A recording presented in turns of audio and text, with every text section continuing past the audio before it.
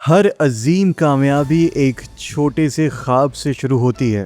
نشاط group Pakistan کے سب سے بڑے اور طاقتور کاروباری اداروں میں سے ایک ہے۔ اس کی کہانی بھی کچھ ایسی ہی ہے۔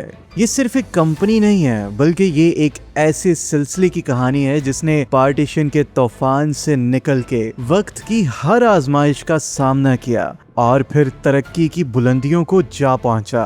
آج ہم اس سفر کی گہرائیوں میں اتریں گے جس میں طاقت ہے، تجربہ ہے اور کچھ ایسے راز بھی ہیں جو شاید آپ نہیں جانتے۔ ٹاکیئرز یہ کہانی 1947 کے بعد شروع ہوئی جب میاں محمد یحییٰ اپنے 3 بھائیوں سمیت میاں حمید، میاں رفیق اور میاں ایوب کے ساتھ ہندوستان کے کلکتہ شہر سے نئے ملک پاکستان آ گئے۔ ان کا پہلے لیدر کا کاروبار تھا لیکن پاکستان میں انہوں نے ایک نئے سفر کا آغاز کیا اور اس کے ساتھ انہیں ایک لائسنس ملا اور 1991 میں انہوں نے نشاط ملز کی بنیاد رکھی۔ دلچسپ بات یہ ہے کہ نشاط نام انہوں نے خود نہیں چنا تھا بلکہ یہ نام ان کے ٹیکسٹائل لائسنس پہ پہلے سے لکھا ہوا تھا۔ یہ ایک چھوٹا سا پودا تھا جس نے انجانے میں ایک عظیم درخت بننا تھا۔ ٹاکیئرز اس امپائر کا سب سے اہم موڑ اس وقت آیا جب 1968 میں میاں محمد منشا نے، جو میاں محمد یحییٰ کے بیٹے ہیں، انہوں نے کاروبار میں قدم رکھا۔ ان کے والد کی وفات کے بعد 1969 میں بھائیوں کے درمیان وراثت تقسیم ہوئی۔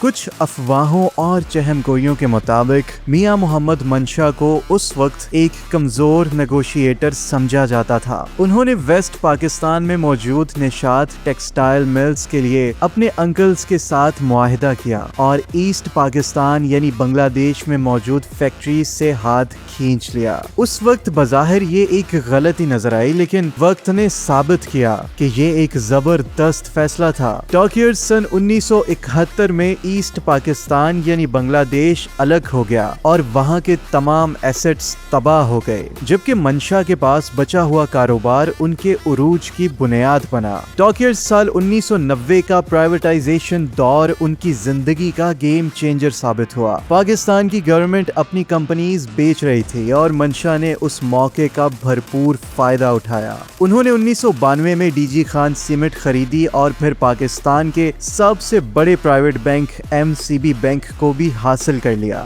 یہ صرف کاروبار بڑھانے کا فیصلہ نہیں تھا بلکہ یہ ایک عظیم اسٹریٹجک سوچ کا نتیجہ تھا۔ ٹیکسٹائل، سیمنٹ اور بینکنگ، ان تینوں نے نشاط گروپ کو پاکستان کی اکانومی کا ایک اہم حصہ بنا دیا۔ ٹاکیئرز اسے میاں محمد منشا کی دور اندیش سوچ کہیں یا کچھ اور، لیکن ایک انڈسٹری دوسری کو سپورٹ کرتی ہی ہے۔ جیسے بینک فیکٹریز کو فائنانس کرتا ہے اور سیمنٹ انفراسٹرکچر بناتا ہے، اور اسی اسٹریٹجک نیٹ ورک کی وجہ سے ہی سال 2010 میں میاں محمد منشا فوربس کی بلینئر لسٹ میں شامل ہونے والے پہلے پاکستانی بنے۔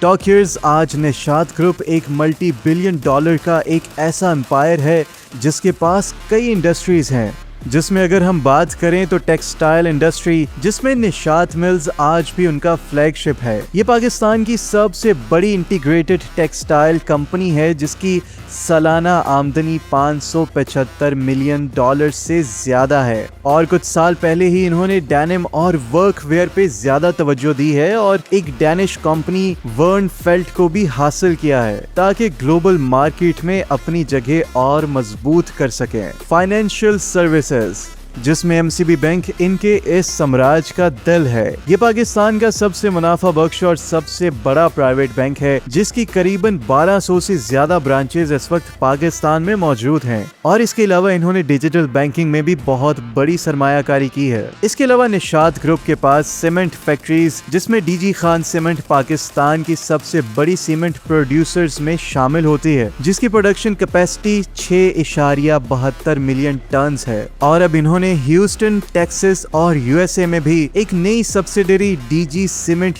USA LLC بنانے کا اعلان کر دیا ہے، جو ان کے گلوبل ایکسپینشن کی ایک اہم مثال ہے۔ اس کے علاوہ مختلف رپورٹس کے مطابق نشاط گروپ صرف ان 3 انڈسٹریز تک محدود نہیں ہے بلکہ ان کی پاور جنریشن میں بھی شناخت ہے، جیسے نشاط پاور اور لال پیر پاور۔ آٹوموٹیو سیکٹر میں انہوں نے ہنڈائی کے ساتھ مل کر ہنڈائی نشاط موٹرز بنایا ہے، اور اب ہائبرڈ اور इलेक्ट्रिक गाड़ियों पर तवज्जो दी जा रही है, जिसमें टक्सन हाइब्रिड और एलेंट्रा हाइब्रिड भी शामिल है। टॉकियर्स इसके अलावा कुछ चहमगोइयों के मुताबिक लंदन में स्ट्रीट जेम्स होटल और लाहौर में दी निशात होटल भी उनकी हॉस्पिटैलिटी बिजनेस की शनाख्त है। टॉकियर्स किसी भी अजीम कहानी के दो पहलू होते हैं, उरूज के साथ तनकीद भी आती है। और जब डार्क सीक्रेट्स की बात की ही जाए तो रिसर्च ने कुछ ऐसी चीजों को वाजे किया है जो पब्लिक रिकॉर्ड्स में भी मौजूद हैं। टॉकियर्स एक रिसर्च पेपर जिसका लिंक हमारी वीडियो डिस्क्रिप्शन में मौजूद है, उसमें ये लिखा है कि निशात ग्रुप ने सियासत से ताल्लुकात का इस्तेमाल भी किया है।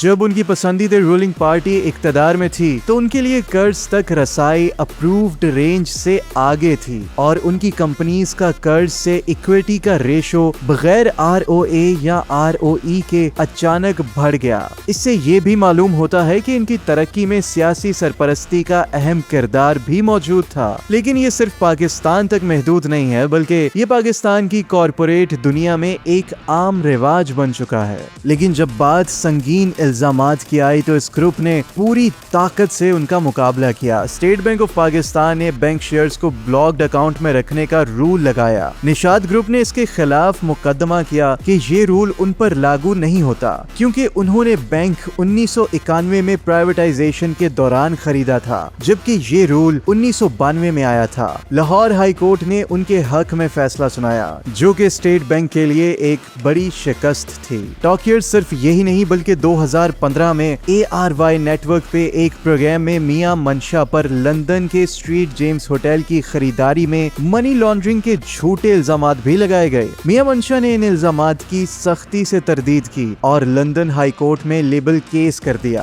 नतीजा ये हुआ कि ARY नेटवर्क ने मियां मंशा को 75,000 पाउंड का हर्जाना और 2 लाख पाउंड के लीगल कॉस्ट अदा करने पर राजी हो गया, जिसकी टोटल रकम 2,75,000 पाउंड थी।